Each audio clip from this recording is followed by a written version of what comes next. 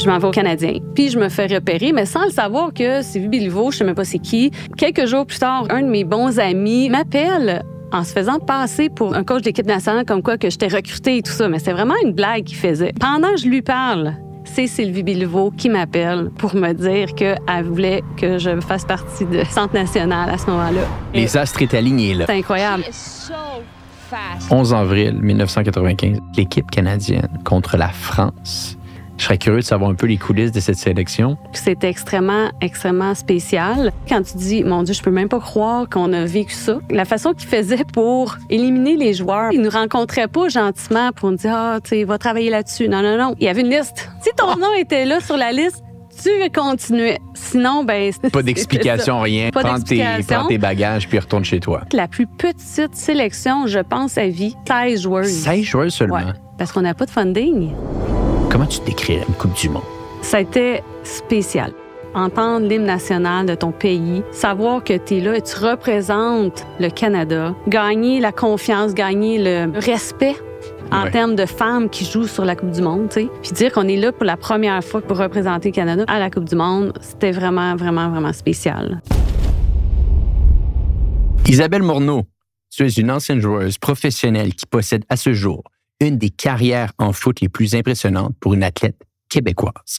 Le 11 avril 1995 débutera pour toi une longue histoire d'amour avec l'équipe canadienne où tu participeras à 3 Coupes du Monde, celle de 1995, 1999 et celle de 2003 aux États-Unis où vous obtiendrez une 4e place. En 1998, tu remportes une médaille d'or lors de la CONCACAF, une médaille de bronze lors de cette même compétition en 2004 et une d'argent en 2006. Au moment de ta retraite internationale, tu figurais au 4e rang chez les joueuses canadiennes pour le nombre de matchs joués. Ton impact sur le foot canadien fut tellement important que la Fédération canadienne t'intronisera en 2014 dans son temple de la renommée pour les athlètes. Isabelle Morneau, merci infiniment d'être sur le podcast Histoire de foot aujourd'hui. Hey, je te remercie tellement de l'invitation. Là, je suis super excitée. Vraiment, là. Isabelle, je pense que ça fait longtemps que tu es retournée un peu dans le foot, là. Ça fait longtemps que tu discutais avec des gens dans le foot. Je te ramène avec plein de souvenirs aujourd'hui que tu n'avais pas pensé depuis un bon bout de temps, je crois bien, là. Absolument. Tu m'as ramené dans le passé, puis ça fait du bien de revenir dans cette vibe d'énergie que j'avais dans ce temps-là. C'est sûr qu'avec la vie va tellement vite, hein, qu'on oublie un peu ce qu'on a vécu dans le passé. Fait que merci. Merci vraiment, c'est super. Passion, sport, puis d'ailleurs, c'est encore quelque chose que tu côtoies au quotidien. Maintenant, tu es physio, tu côtoies des athlètes. Ouais. Donc, c'est ce qui te garde un petit peu collé au monde du sport, je pense bien, là. Oui, puis j'ai 2 petits bonhommes dans le sport énormément. Fait que je dirais que mes semaines sont vraiment focusées sur eux. C'est pour ça qu'on oublie notre passé, mais c'est vraiment... le sport fait toujours partie de ma vie, absolument. Ah, puis on va y revenir un petit peu dans le passé parce que ta carrière est assez exceptionnelle. On va revenir peut-être à ton enfance au début. J'ai cru comprendre que le sport, c'est une histoire de famille chez vous. Pour bien situer les gens qui nous écoutent aujourd'hui, ton frère et ta sœur, âgés respectivement de 9 et 6 ans, plus que toi, ont joué au foot. Ils ont été tes entraîneurs. D'ailleurs, ta sœur a eu une grande carrière également dans le sport. Ça vient d'où cet amour pour le foot? Est-ce que c'est les parents? Est-ce que c'était par hasard? Comment tout ça s'est mis en place de votre côté? Bien, c'est sûr que je pense que ça part de nos parents. Ma mère, elle a déjà joué au soccer, mais on parle de là, vraiment, vraiment plusieurs années. Bien sûr. Donc, elle, puis elle était toujours... c'est une athlète née, sauf que pas vraiment en compétition comme au même niveau que nous, on a fait. Mais elle nous a toujours... les parents nous ont toujours poussé dans le sport parce que je pense qu'ils savaient que premièrement, c'est le bien-être mental, physique et pour un enfant de se développer là, au maximum. Fait qu'ils nous ont toujours encouragés sans nous pousser, mais ça s'est fait vraiment naturel. Puis oui, effectivement, j'ai un frère et une sœur beaucoup plus grands. Et puis je pense que je suis née sur un terrain de soccer. Puis ma sœur, c'était... On peut en reparler plus tard, mais ça a été vraiment un idole très jeune. Donc, j'étais toujours sur les terrains de soccer. Mon frère a joué également. Donc, j'ai grandi. Puis ça s'est vraiment fait de façon naturelle. Fait que, ouais. Puis ta sœur, on le sait, elle t'a entraîné un petit peu au foot. Mais par la suite, c'est le judo, elle. C'est le judo, un sport sur lequel elle s'est consacrée. Elle a mis beaucoup de temps. Et comme quoi, être athlète, c'est quelque chose de commun chez les Morneau. Parce que ta sœur, elle a fait les Jeux olympiques de 1996 à Atlanta en judo. Quelle est ta relation un petit peu avec ta sœur? Est-ce que c'est un peu une mentor, une idole? Est-ce que c'est quelqu'un que tu regardais quand tu étais jeune et que tu voulais imiter un petit peu au niveau sportif? Oui, je l'imitais. C'était évidemment, comme je disais, on avait 6 ans de différence, fait que la coupe de cheveux, je l'imitais. Tout ce qu'elle mettait, je l'imitais. C'était vraiment, je faisais tout comme elle. C'était mon idole. J'étais proche aussi de mon frère, mais étant donné que, je veux dire, 2 filles, je pense que ça se rejoint un petit peu plus. C'est sûr. Et elle m'amenait vraiment partout. C'était un peu comme sa poupée naturelle, humaine, qu'elle m'apportait partout avec ses amis. Et sur les terrains de soccer, je pense que j'étais sa mascotte. J'étais longtemps la mascotte d'équipe. Fait que moi, j'étais toujours, tu sais, je regardais puis j'apprenais de cette façon-là. Puis oui, ma sœur, ça a été beaucoup d'inspiration. Elle aurait eu sans doute le talent de jouer avec au soccer, sauf que elle a bifurqué un peu plus vers le judo, qui est complètement une discipline complètement différente du soccer. Mais justement, je l'ai vu évoluer à travers son sport. Son instinct était tellement inspirante. C'était, la dédication à travers son sport. Je pense que c'est là que j'ai pris ma discipline, que j'ai pris, quand tu focuses sur des buts. Et elle aussi, ça s'est fait naturellement. Elle avait vraiment elle l'avait naturel, voilà. Puis ça s'est fait, puis tranquillement, elle a évolué, puis première au Canada, elle est allée aux Olympiques d'Atlanta, que j'ai pas pu partir. J'étais supposée d'aller la voir là-bas, aller vivre les Olympiques à travers ses yeux. Je l'ai fait sur un terrain de soccer parce que c'était la première équipe U18 qui avait lieu en même temps que que les Olympiques. Donc, moi, étant donné que j'étais, en tout cas, nouvelle, on m'a amenée comme capitaine. Fait que j'ai pas eu le choix d'aller. Donc, toi, tu étais déjà en train de faire ta carrière un peu en U18. Elle est aux Jeux Olympiques. Je veux dire, les parents, ils vont voir qui à ce moment-là? Parce que U18, équipe canadienne, est-ce que c'était une compétition avec l'équipe canadienne? C'était les U18, la première équipe U18 qui a eu lieu. Donc, le coach m'a un peu il faut gentiment forcé, si on pourrait dire. Écoute, on a besoin de toi, t'es là, tu vas être une vétérante. Fait que moi, j'amenais mon bagage, l'équipe nationale senior avec les plus jeunes. Et ça a fait en sorte que j'ai manqué les Olympiques. Mes parents sont allés évidemment aux Olympiques. Bien sûr. C'est ça, c'est bien correct. Mais ils m'ont toujours supporté, mes parents, là, partout où j'allais, dans les camps d'entraînement, des tournois, ils étaient toujours présents, mais c'était le fun. Pour eux autres, il y avait du fun aussi avec les parents. Ils devaient être fiers également de voir leurs 2 filles performer à ce niveau-là, des athlètes canadiennes, des athlètes qui s'en vont dans des compétitions internationales. Votre relation avec vos parents, toi, ta sœur, est-ce que c'était des gens qui, très rapidement, très jeunes, vous ont poussé à pas simplement faire du sport, mais de faire du sport de haut niveau, de se pousser, de vivre de sa passion? Est-ce que c'était quelque chose que vous sentez que vos parents vous aidaient là-dedans? Ah, absolument. Ils nous ont toujours aidés, supportés, mais il n'y avait pas vraiment la notion du sport à haut niveau. J'imagine. Même moi-même, je connaissais même pas l'équipe nationale, je savais même pas qu'elle existait. Fait que moi, c'est juste que je pense qu'elle nous voyait nous épanouir dans notre sport. Ben, je vais dire ma mère et mon père. Et aussitôt qu'il y avait des tournois, ils nous ont toujours jamais dit non. Ils n'ont jamais répliqué, pas encore. Parce que ça arrivait des fois, c'est durant, souvent les fêtes, quand il y avait Pâques, toutes les fêtes que tout le monde habituellement se rejoint. Moi, des fois, souvent, j'avais des entraînements, des pratiques. Donc, jamais j'ai ressenti que un côté négatif par rapport à mon sport. Ça a toujours été justement, vas-y, on t'attend, on te supporte, puis que ce soit mon père ou ma mère, là, et pour ma sœur également. On va revenir peut-être un peu en arrière, Isabelle, savoir où est-ce que tout ça a commencé. Donc, tu es une fille de Longueuil. Tu as joué avec les équipes locales dès ton plus jeune âge, et je pense que vous aviez déjà un club dominant. Vous alliez souvent au championnat canadien et tranquillement, c'est au championnat canadien qu'on t'a dépisté, qu'on t'aura amené par la suite dans des camps qui vont t'amener avec les équipes du Québec, les équipes nationales. Parle-nous un petit peu de ça, peut-être, U13, U14, quand tu avais ces différents championnats canadiens-là. Sentais-tu tranquillement le foot, ça devenait sérieux pour toi? Oui, en fait, j'ai évolué étant une Longueuilloise, j'ai évolué dans les clubs de Longueuil, mais on revient vraiment en arrière.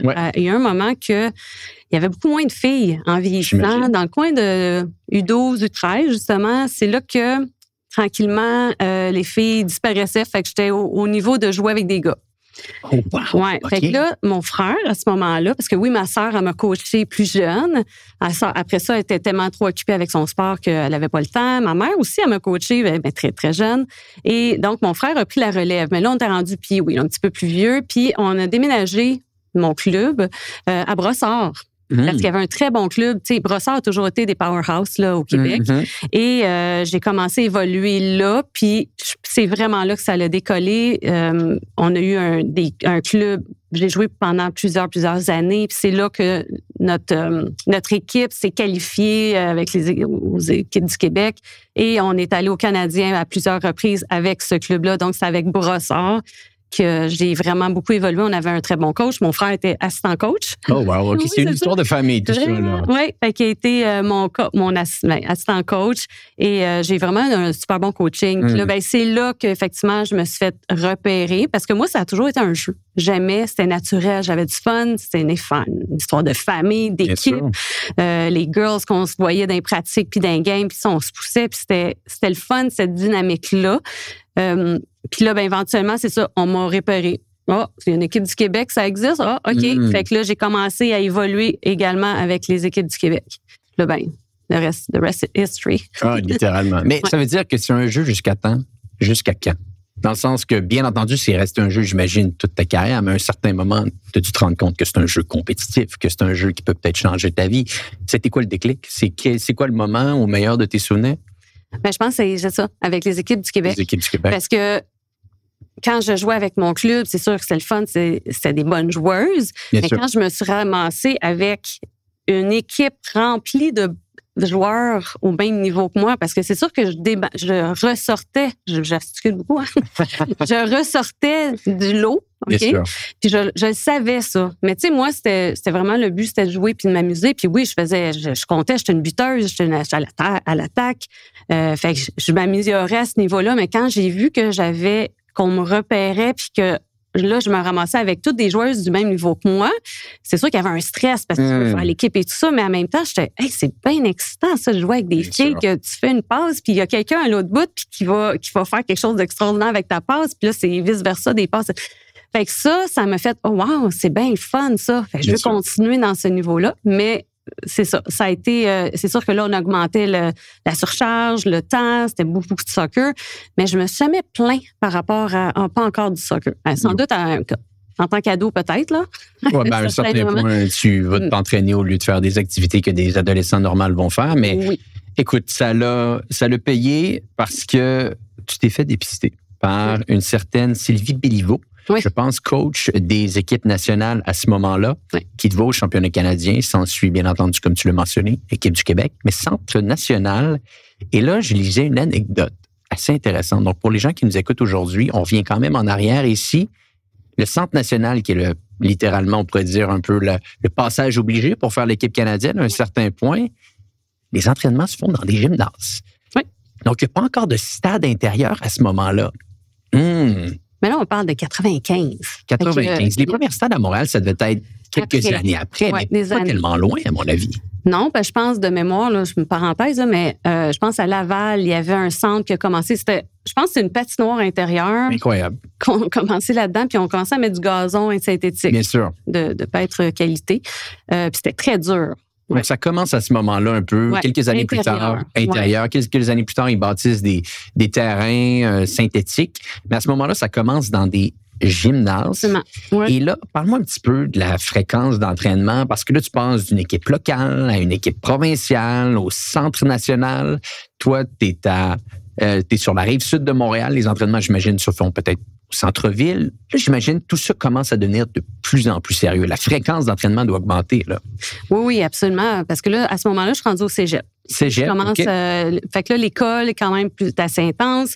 Et là, on m'offre de commencer avec le Centre national. Puis ça, j'ai une anecdote par rapport à ça. On veut des anecdotes. Est-ce que tu veux que je t'en raconte tout de suite? Bien sûr. Non, mais c'est vraiment drôle parce que je revenais, comme tu mentionnais, avant même d'être pensé être invitée au Centre national. OK? Je m'en vais au Canadien. Puis je me fais repérer, mais sans le savoir que c'est Vuby Béliveau, je sais même pas c'est qui est dans les estrades. Comme je disais, moi, je m'amuse, j'ai du fun, on est au Canadien, on veut gagner. Et quelques jours plus tard, on revient à la maison, puis j'ai un de mes bons amis, Alexandre Darocha, c'est un, tu sais, tout le monde connaît Alexandre. C'est un ami du secondaire depuis tellement longtemps, très, très, très proche.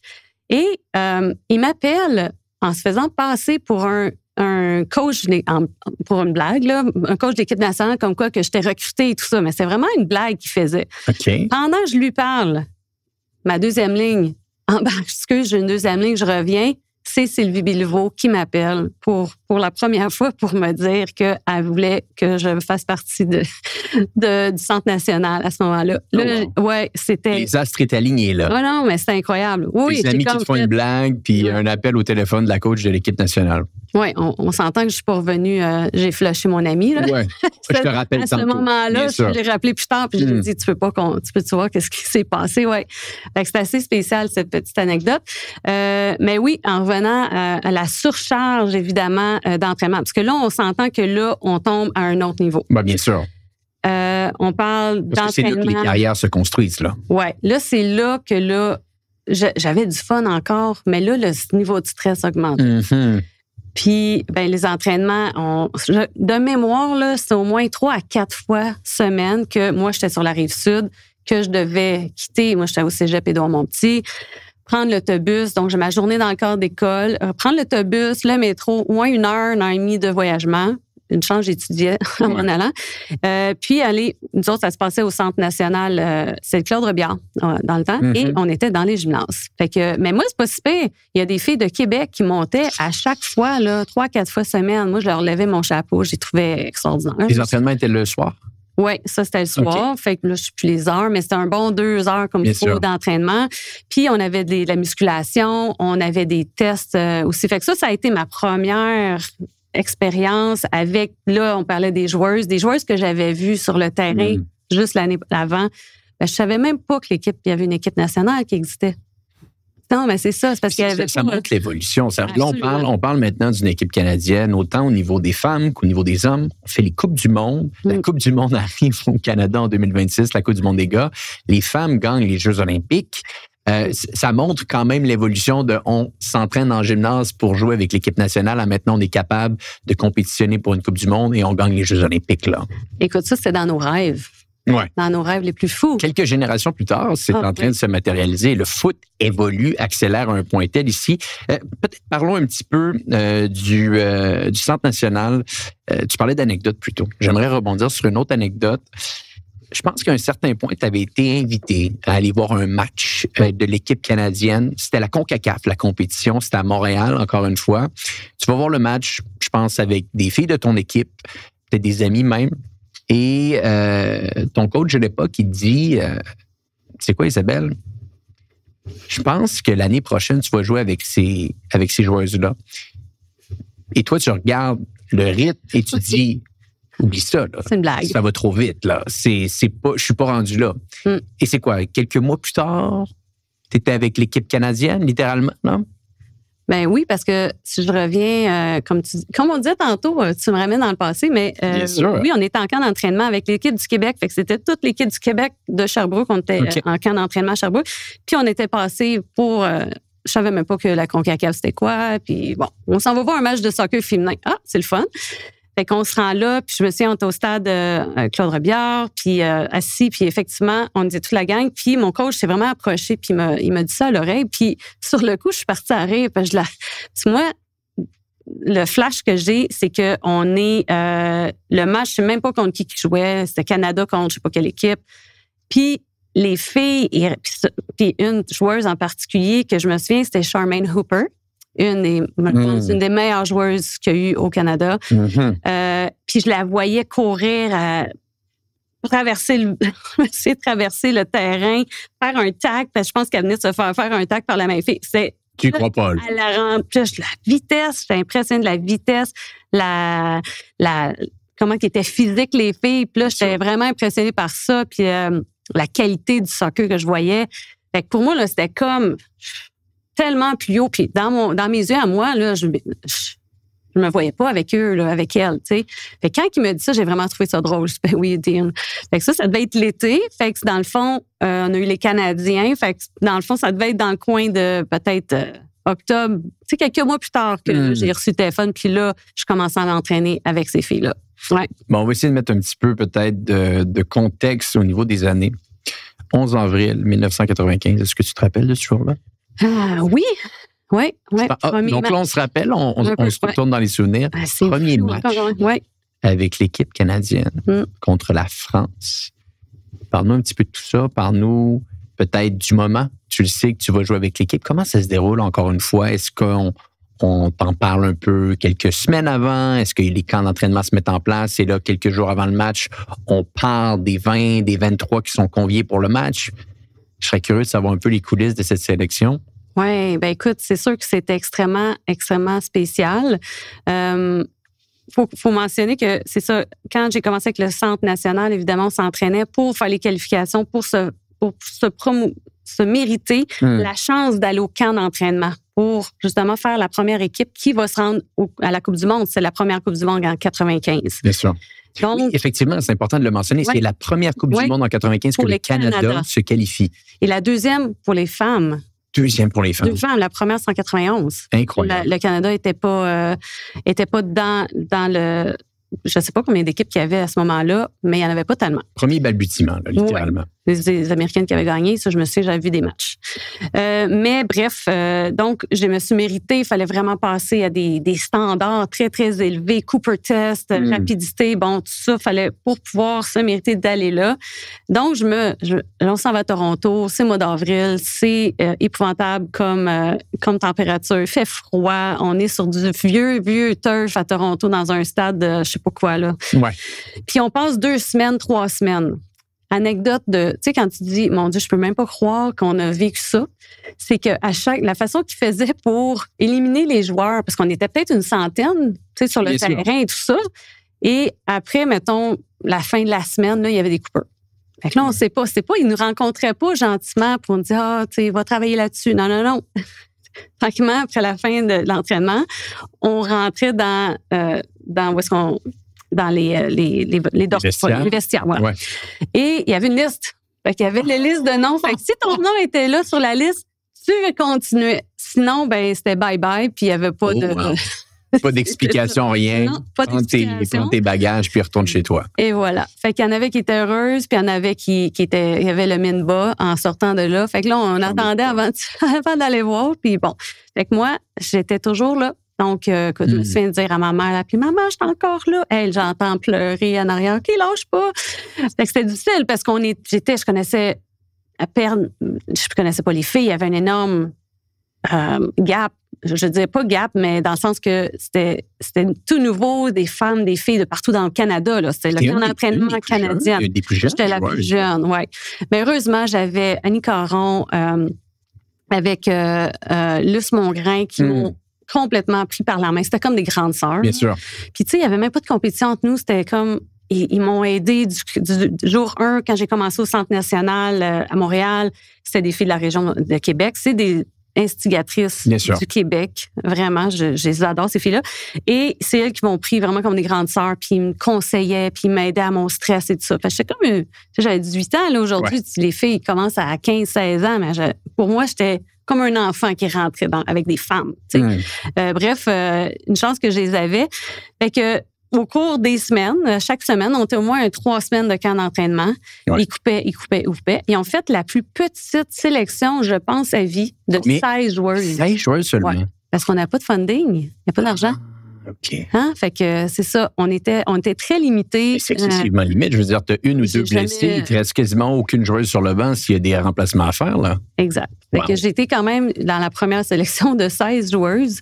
J'en revenais pas. Fait que c'est ça. Puis là, quand j'ai appris ça à ma mère, évidemment, elle capotait. Et le 11 avril, tu es sélectionné. Tu joues également, je pense bien. Je ne vais pas avoir joué beaucoup. À la fin. Je pense que tu rentres à la fin du match. Pour me donner une expérience. Parce que... c'est ça, l'expérience que j'ai, je me sais, j'ai une photo, elle est toute floue parce que ça devait être avec des Kodak, c'est jetable, là, en ce temps-là. Je vois, tu sais, j'ai mon chandail, puis là, c'est la première fois que j'ai mon numéro 7, en plus, Lucky 7. Incroyable. Ils m'ont donné le numéro, mais j'avais le choix en 7 ou 17, j'ai dit 7, parce que je voulais pas 2 chiffres. Moi, j'ai toujours été 6 ou 9, puis là, le 6. Le 7, ça se prend bien en équipe canadienne. Aujourd'hui, je suis comme Lucky 7, j'ai comme tombé dessus par, encore une fois, moi, les as, là, justement, je tombe pas de fait que j'ai été 7 toute ma carrière. Fait que je me souviens de l'avoir gardé longtemps, ce chandail-là. Puis quand je l'ai mis, c'était comme, oh wow, tout le travail jusqu'à se ramasser là pour le premier match. Fait que c'était vraiment, vraiment extraordinaire. Je me souviens, il faisait beau coucher de soleil. C'était un super turf, en Europe, là, les turfs sont comme coupés au couteau, là. Non, c'était vraiment exceptionnel. Mais je peux même pas dire c'était quoi le score. C'est comme... c'est loin. Le mélange. Ouais, effectivement. Mais de la fierté. Oui, c'est ça. Le sentiment qui revient, c'est la fierté. Hey, je suis là, je représente les meilleurs au Canada. Les 16 meilleurs à 18 ans. Oui, à 18 ans. Oui, c'est ça. Et peut-être, je continue un petit peu à ce moment-là. Ta conception de ce qui est en train de se dérouler devant toi, tu dois commencer à dire, je dois prendre ça encore plus au sérieux. Là, ma carrière, elle est en train de se construire, elle se matérialise pour vrai. Je pense que même, tu quittes le cégep, tu arrêtes le cégep à peu près au même moment et tu te retrouves chez nos voisins du Sud. Tu intègres l'Université du Nebraska. Parle-nous un petit peu de comment se met en place l'intégration des joueuses de foot avec les universités américaines. On le sait aujourd'hui, il y a quand même une ligne bien construite avec la NCAA. Est-ce que c'était la même chose à l'époque? Est-ce qu'il y avait quand même un certain niveau de sophistication et que tu sentais que ça devenait le passage à suivre si tu voulais une carrière par la suite plus en professionnel? Est-ce que c'était de même que ça se déroulait? Oui, sauf qu'encore une fois, moi, j'avais pas de notion. Je voulais pas aller aux États-Unis. Moi, j'étais bien chez nous. Tu sais, le petit... Ouais. Tu sais, de conception que, moi, j'ai fait l'équipe nationale, je suis bien, mais il y avait beaucoup de filles sur l'équipe qui, justement, avaient été jouées aux États-Unis. Mais pas toute l'équipe. C'est pas comme aujourd'hui que tout le monde part. Bien sûr. Tu sais, il y en avait une ou deux qui avaient joué aux États-Unis, puis elle me disait tellement, vas-y, ça va être la plus belle expérience. Puis honnêtement, ça me tentait pas parce que j'étais bien chez nous, tu sais. J'étais dans mes pantoufles. Tu sais, quand on dit, là, il faut sortir nos pantoufles parce que après ça, ça a été tellement une expérience extraordinaire. Fait que je me suis comme laissée aller. J'ai dit, OK, go, on va. Là, j'ai fait toutes les choses.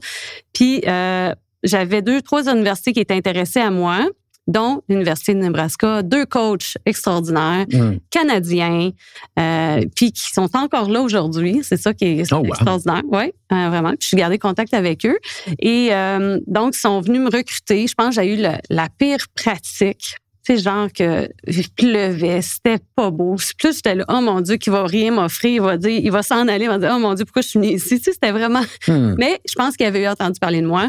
Et il m'a offert un scholarship au Nebraska. Donc, tout est réglé, tout est payé. Toi, tu t'en vas jouer là-bas. Oui, j'allais faire une visite qui m'a... Là, j'ai fait, OK, je m'en vais là. C'est extraordinaire. Je veux dire, ils ont tellement d'argent. Tu sais, on parle de... Tu sais, on est sur l'équipe nationale. On a de la misère à avoir une paire de souliers. Oh, wow. On avait de l'équipement d'hommes. Tu sais, j'avais mon équipement, là, le numéro 7. C'était grandeur large homme. Peux-tu croire, quand ils vantaient, on revolait. Tu sais, on avait... ceux qui faisaient partie de l'équipe, on avait des survêtements. C'était même pas rouge et blanc, c'était bleu, blanc, rouge. Puis c'était comme un matériel de parachute. Fait que vraiment, on partait au vent quand ils vantaient. Tu sais, c'était tellement laid. On représentait le Canada, mais on s'en regardait en disant, oh mon Dieu. Fait que tu sais, je pars de là je m'en vais voir une université. Ils m'ont accueilli comme j'étais une princesse. Ils m'ont mis dans un hôtel. Ils ont pris soin de moi. Les capitaines ils m'amenaient partout. Le campus, là, on est vraiment là. C'est vraiment. Puis je pense que j'ai toujours choisi, encore une fois, mon étoile m'a toujours emmené vers le meilleur, sans le savoir. Parce que je savais pas, moi, que l'université était haute, là. Je savais pas que le football, c'était une des meilleures aux États-Unis. C'est parce que à cause de l'université, à cause de l'équipe de football tellement forte, ramasse beaucoup, beaucoup d'argent, ils répartissaient à travers tous les sports. Fait que, je veux dire, on était équipés du linge, tout, là, c'était l'abondance, là, puis les facilités aussi, l'éducation, c'était extraordinaire. C'était wow. Donc, ça m'amène à mon autre question qui est par rapport à ton intégration qui doit être assez facile parce que toi, tu es bien dans tes pantoufles chez toi au Canada. Mais là, finalement, de l'externe, ça peut peut-être paraître compliqué. Nouvelle langue, nouvelle culture, mais ils ont fait ça comme des pros, là. Ils t'ont accueilli chez eux et toi, tu t'es senti comme chez toi? Oui, mais sans doute, oui, absolument. Ils ont fait tout ce qui était nécessaire pour amener une nouvelle joueuse d'un autre pays puis s'occuper de moi et tout ça. Ça, là, rien à dire. C'est sûr que ça l'enlevait pas que j'étais loin de mes proches, j'étais loin de mes amis. Là, on m'enlevait vraiment ma culture de Québécois à une culture très centrale des États-Unis. Donc, cowboy, tellement gentil, par exemple. Et c'est ça. La langue, ça a été très, très difficile. Évidemment, moi, je suis d'un milieu très francophone. J'ai étudié en français, mais tu sais, mon anglais était correct parce que heureusement, j'avais ma meilleure amie qui était anglophone puis qu'elle, elle m'a coaché beaucoup quand j'étais jeune, montrer des trucs, mais pas assez pour dire, je vais à l'université, j'étudie, le prof, il parle juste en anglais, il faut que je prenne des notes puis je fasse des examens écrits. Dans l'équipe canadienne, tout se passe en anglais aussi ou il y a quand même des coachs qui viennent traduire ou sachant que tu as des joueuses également québécoises autour de toi, tu es capable d'avoir une certaine communication en français. Comment ça se met en place avec l'équipe canadienne? Oui, c'était... en fait, Sylvie Leveau était francophone, fait que j'avais la facilité. C'est sûr qu'elle parlait en anglais à tout le monde, mais elle pouvait voir si des fois alors que j'avais pas l'air de comprendre, elle venait me dire, puis elle venait m'aider, puis j'avais Luce et Annie qui m'aidaient aussi en français. Mais effectivement, ça a été un été qui m'a préparée à l'université parce que j'étais en anglais constant, puis ça m'a beaucoup, beaucoup aidé. Mais encore une fois, ça n'a rien à voir à être dans les cours, puis tu as passé des cours et tout ça. Fait que ça a été aussi difficile parce que, évidemment, là, toute mon équipe est anglophone. Sauf quelques-unes qui parlent, ils ont été en immersion canadienne, en fait, qui ont été de BC puis Ontario, qui ont été un peu en immersion francophone. Ils pouvaient me parler un petit peu en français. Mais ça a été sans doute la première année parce qu'après ça je parlais puis je rêvais en anglais. Fait que ça s'est refait, là. Mais la première année, premiers mois ont été très difficiles parce qu'on peut plus être nous-mêmes, parce qu'on n'a plus la façon de nous exprimer. On peut plus rire ou faire des blagues. Moi, je suis un peu tout le temps la goofy qui dit des niaiseries puis qui veut être drôle puis me faire rire. Moi, c'est toujours été ça avec tout le monde. Puis là, je me ramassais que mes jokes, ils la comprenaient pas parce que je n'étais pas capable d'être moi-même. Ça a été difficile. J'avais une frustration beaucoup au début. Puis il y en a même qui, tu sais, quand on dit les filles, ils me trouvaient cute. Tu sais, moi, j'étais plus vieille aussi. J'arrivais du cégep, j'avais complété mon cégep, j'arrivais à l'université. Les filles étaient 2 ans plus jeunes que moi. Puis elles me trouvaient cute. Fait que j'étais comme, tu me trouves cute, hein? Attends de me voir sur le terrain. Au moins, sur le terrain, la langue était... Exactement. Tu laissais parler ton talent. Et voilà. Mais fait que j'étais très bien intégrée. On a une belle équipe. C'était vraiment, vraiment génial. Parle-nous du calibre. Université de Nebraska, vous jouez contre d'autres universités. Tu nous as parlé d'un semi-choc culturel quand tu es arrivé là-bas, un changement de langue. Le choc au niveau du foot, est-ce qu'il se déroule? Est-ce que le niveau est considérablement différent de ce que tu voyais? Parce que là, au Canada, tu jouais... Peut-être tu pourrais nous parler un petit peu. En club, tu jouais quel niveau au Canada? On le sait avec l'équipe canadienne. Mais niveau club, et par la suite, la distinction, la différence que tu vois en jouant aux États-Unis avec l'Université du Nebraska? En fait, je jouais, mettons, du 2A ou 3 qui était équivalent aujourd'hui au Québec. Donc, aussitôt que je pouvais, évidemment, l'équipe nationale prenait toujours la place. Donc, si j'avais des camps, je partais, je revenais avec mon club, je jouais mes matchs au plus haut niveau que je pouvais jouer. Mais quand je suis allée, en arrivant aux États-Unis, là, encore une fois, c'est les meilleures joueuses. Ouais. Moi, j'étais en première division, fait que c'était le plus top, NCAA, première division. Fait que là, on ramasse des joueuses américaines. On s'entend qu'aux États-Unis, on a un très gros bassin de joueuses. Mm-hmm. Donc, ça fait en sorte que là, je me ramassais avec encore des joueuses encore plus fortes que les équipes du Québec. Bien sûr. Fait que ça m'a aidé à me propulser. On dit toujours qu'il faut jouer avec des joueurs de plus fort niveau que soi. Fait que ça m'a beaucoup, beaucoup aidé encore plus avec le niveau de coaching qu'on avait, tout le staff qu'on a eu. Donc, j'ai vraiment upgradé encore plus. Puis c'était le tremplin, justement, pour quand j'arrivais avec l'équipe nationale. Là, ça avait rien. Tu sais, là, j'ai vraiment upgradé. Là, tu étais prête, là. Oui, le cardio, le côté physique, là, j'ai jamais été aussi en forme. Le taux de gras qui était à 9 genre, c'était comme... Tu devenais une athlète professionnelle. Absolument. Oui. Là, mes standards, ils avaient élevé. Philosophie aussi. Tu sais, c'était... Puis là, ben, je me ramassais... Tu sais, quand moi, je pense que je suis encore... Tu sais, quand t'es un peu un enfant encore à la maison, tu sais... Puis je dis tantôt que j'étais dans mes pantoufles, c'est parce que on est bien chez soi, on est dans notre zone de confort. Puis là, j'ai comme découvert, puis aujourd'hui, j'adore être dans un changement de ma zone de confort, mais que quand tu sors de ta zone de confort, oui, ça fait peur. Oui, tu rentres dans un environnement qui est complètement inconnu, avec des gens inconnus, tu connais personne, tu connais pas la langue, l'environnement, tu es au centre des États-Unis comme complètement différent, mais que tu es capable de te grounder, de te retrouver, puis de continuer à performer. C'est extraordinaire. Fait que moi, ça m'a aidé justement dans ma vie après, là, mais dans ma vie à ce moment-là. Puis quand je suis rentrée avec l'équipe nationale, ben là, c'est comme j'avais acquis une maturité. J'étais plus une enfant qui restait chez ses parents, le papa, maman. Là, j'étais comme, là, je suis une femme. Là, je suis capable de give me le challenge. Là, je suis prête. T'sais. Isabelle était devenue l'athlète professionnelle à ce moment-là. Je pense que oui. Et j'imagine que ça te prépare une Coupe du Monde, tout ça. Parce que là, on est à peu près dans les mêmes années. Et je pense que ça vaut la peine d'ouvrir ce point-là de ta carrière qui est totalement formidable. 3 Coupes du Monde que tu as jouées, comme je l'ai dit en introduction. La première, tu es très jeune, certes. Je pense que tu fais davantage partie du groupe en 1995 en Suède. La deuxième aux États-Unis en 1999. Et la troisième également aux États-Unis en 1999. On va décortiquer les 3 Coupes du Monde ensemble, mais ce qui te vient en tête, là, 20, 30 ans plus tard, quasiment maintenant, après avoir fait ces Coupes du Monde, comment tu décrirais ça, une Coupe du Monde? Comment tu décrirais le fait d'être avec des joueuses, des collègues, des amis pendant plusieurs semaines, combattre dans une compétition contre les meilleures joueuses au monde? Comment tu décrirais ça pour les gens qui nous écoutent aujourd'hui? Là, il faut que je prenne une pause parce que c'est... émotif, ben, ça a été... quand tu mets les pieds puis tu dis, OK, juste la cérémonie d'ouverture. Ouais. Puis ça n'a rien à voir avec les cérémonies d'ouverture qu'on a eues par la suite avec les Américaines et tout ça, là, mais ça a été spécial. Entendre l'hymne national de ton pays, savoir que tu es là et tu représentes le Canada. Tu l'as comme le travail que tu as fait pour arriver là.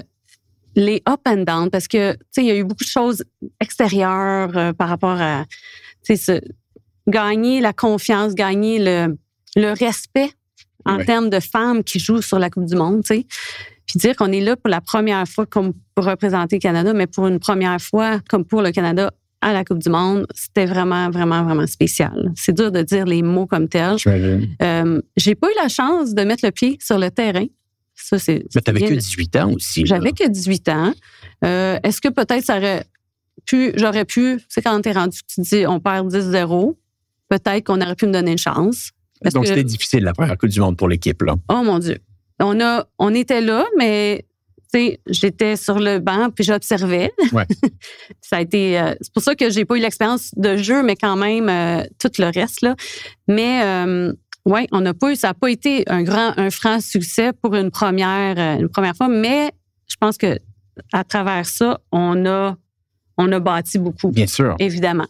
Fait qu'il y a beaucoup de changements les 4 années avant de la prochaine Coupe du Monde, mais là, on était vraiment plus prêts. Mais j'imagine. Oui, mais encore une fois, ça vient avec le funding. On avait... et j'imagine que ça offre également de la visibilité, de se dire, on s'est qualifié pour la Coupe du Monde, là.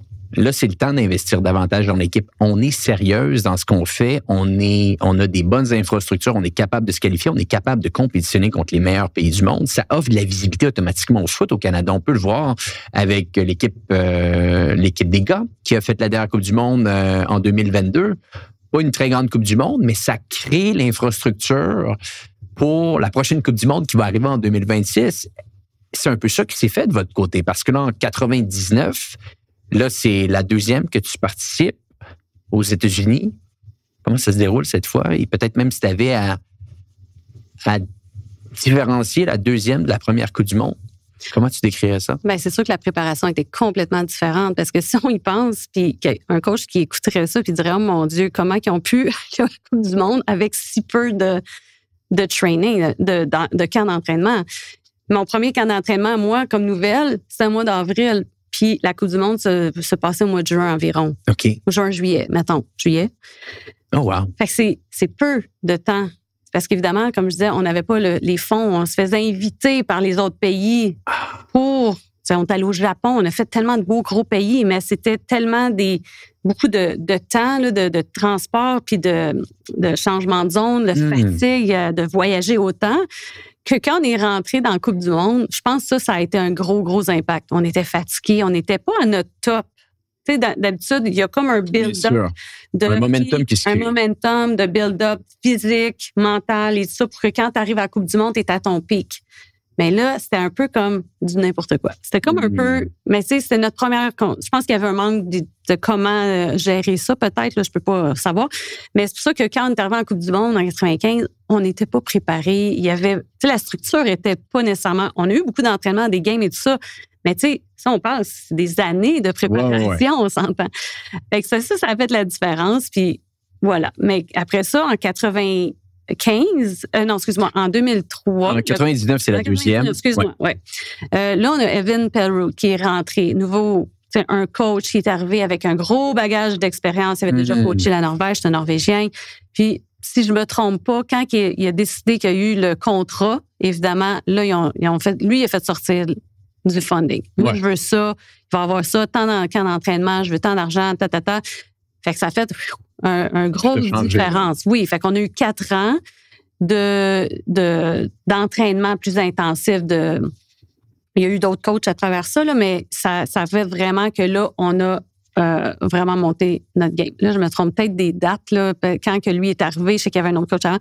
Mais bref, il y a eu vraiment un plus d'argent qui a été injecté dans notre programme, ce qui a fait en sorte qu'on s'est vu plus souvent. Fait que là, je commençais à aller au mois ou 2 mois ou quelques semaines. On faisait 1 à 2 semaines d'entraînement. Je revenais. Là, ça commençait à être vraiment du professionnel. J'imagine. Fait que c'est sûr que là... Ouais. Tu es à ta début vingtaine ici. J'imagine également plus d'expérience. La Coupe du Monde se déroule aux États-Unis. Quelques souvenirs, quelques anecdotes peut-être qui te viennent en tête ici? C'est sûr que là, quand on parle des États-Unis, ils font jamais rien à moitié. J'imagine. Donc, là, on parle de stades remplis à craquer. Le maximum de gens que tu as vu dans un stade quand tu as joué un match, ça ressemblait à quoi? 40, 50, peut-être. OK. Environ, oui. Puis, le foot aux États-Unis avait déjà pris vraiment un pas en avant. Là. Ça a toujours été un pays qui, quand même, au niveau du foot féminin, était très fort. Au niveau de gagner plusieurs Coupes du Monde. Là. Oui, parce que ils étaient déjà à Coupe du Monde, les premières. Ils ont remporté la première Coupe du Monde même. Fait que c'est sûr que eux, puis il y a vraiment un groupe de femmes qui se battaient énormément pour se faire valoir en tant que femmes dans notre monde, le monde très masculin de soccer. Bien sûr. Nous, au Canada, la CSC, c'était encore très dominant soccer masculin. Fait que nous, on avait un peu le restant. Mais ça commençait tranquillement. On avait un comité, on se battait, on voulait avoir certaines... je dirais, quand on allait dans un camp d'entraînement ou on voulait avoir du funding parce qu'il y en a beaucoup. Moi, j'étais étudiante, fait que c'était pas si grave. Mais il y en a beaucoup que c'était des femmes de carrière qui laissaient leur travail pendant 3 jours sans salaire. 3 jours, 2-3 semaines sans salaire. Je veux dire, tu peux pas... comment tu peux survivre à ça? Fait ça n'a aucun sens. Ça n'a aucun sens. Fait que c'est un peu comme un don de soi, là. Non? Fait que là, ça a commencé à avoir... Le Canada a reçu plus de funding. La CEO a commencé à donner plus de sous. Donc, ça a fait une grosse différence au programme. On a pu avoir justement un plus gros bassin de joueurs, la visibilité. On parlait de visibilité. En 95, il fallait que ma mère elle paye on n'avait même pas le câble chez nous, je pense. Fait qu'il a fallu qu'elle aille le câble pour payer un poste que personne n'avait pour pouvoir voir nos matchs. Puis il fallait qu'elle se lève à 3 heures du matin. C'est l'équipe canadienne, là. C'est pas un club. L'équipe canadienne, c'est supposé être la télé nationale. Là, oublie ça. Il y avait... Tu sais, quand je dis, moi, je n'étais même pas au courant qu'il y avait une équipe nationale quelques années avant. Parce que je le voyais pas. On n'en parlait pas là, à des réseaux des sports ou de, tu sais, même dans les journaux. Là, quand j'étais allée au Nebraska, par exemple, ça, c'est un autre gros. Moi, on était à chaque game, là, on allait dans le journal local. puis le Lincoln Star, puis on voyait des photos, puis j'ai plein d'articles là, de nous, là, puis on avait des fois 3000 personnes à nos matchs. Là. Oh, wow! C'était comme... C'était jour et la nuit. Frénésie, ouais, c'était vraiment... Moi, je pense avec l'Université du Nebraska qui ont l'air d'avoir déjà cette sophistication-là en place, à une équipe canadienne qui a de la misère d'avoir des maillots de la bonne grandeur pour les athlètes. Là. Tu comprends? C'est comme... La bonne nouvelle, c'est qu'il y a eu du chemin depuis. Ça a évolué. Oui. Il y a un foot féminin qui est en bonne santé aujourd'hui. Il y a un foot masculin également au Canada qui est en bonne santé. C'est une bonne nouvelle. Oui, il faut que ça évolue. Il faut. Puis on a des bonnes joueuses, des bons joueurs qui évoluent un peu partout. Incroyable, oui. Je rebondirais, dernière Coupe du Monde, qui celle-là a été la plus fructueuse. Oui. En 2003, vous atteignez les demi-finales. Oui. J'imagine qu'il y a une tristesse, bien entendu, de ne pas se rendre en finale, mais avec du recul, demi-finale de Coupe du Monde, comment on vit ça? Encore de ce jour, si je me trompe pas. Encore à ce jour. Il y a eu une autre demi-finale. Il y en a eu 2. Mais c'est pour dire, comment qu'on sent, comment qu'on vit ça, une demi-finale de Coupe du Monde? Parce qu'il n'y a pas beaucoup de gens qui ont eu la chance de vivre ça. Non, écoute, encore une fois, tu arrives là aux États-Unis. C'était encore une fois aux États-Unis, 2 années de fil. Tu arrives... chaque match était évidemment spécial, mais là, on se ramassait comme hey, on se remémorait qu'en 95, on avait de la difficulté à faire un but. On avait de la difficulté à traverser la ligne de moitié pour aller comme attaquant. On était toujours à défense. Puis là, on se voit les années plus tard, on est en demi-finale. C'est comme, OK, on a fait du chemin, tu sais, mais là, on est prête. Puis on est capable. Fait que c'est comme notre vision de gagner est là. On est... La mentalité change, là. La mentalité change. On est devenu comme tissé serré. On la veut. On l'a entre nos doigts. Puis juste la préparation vers le terrain, on sent l'énergie, on sent le stress aussi. Tu sais, il y a vraiment un bon stress. Puis quand la game a commencé, ça a été comme, OK, on est capable, on est prêt. Puis, tu sais, ça a été vraiment serré. Du stress un peu avant le match? Oui. Beaucoup de nerfs, nervosité ou beaucoup de confiance? Ah, non, confiance, oui. Un mix des deux. Un mix des deux. Parce que tu sais jamais comment ça va tourner. On sait qu'on est capable, on le connaissait, on savait comment que les filles allaient jouer. On avait vraiment une préparation tactique aussi, on les regarde jouer et tout ça. Mais on ne sait jamais comment est-ce qu'on va être capable d'aller emmener le ballon dans l'arrière du net. Comment les passes vont aller. La nervosité, des fois, ça fait faire des bonnes, mais ça peut faire des moins bonnes choses. Fait que, on ne sait pas dans quelle direction le match va aller. Mais tu sais, moi, à ce moment-là, j'ai été capable de... J'étais sur le banc pour cette finale-là à cause je m'étais blessée. Ah. Ouais.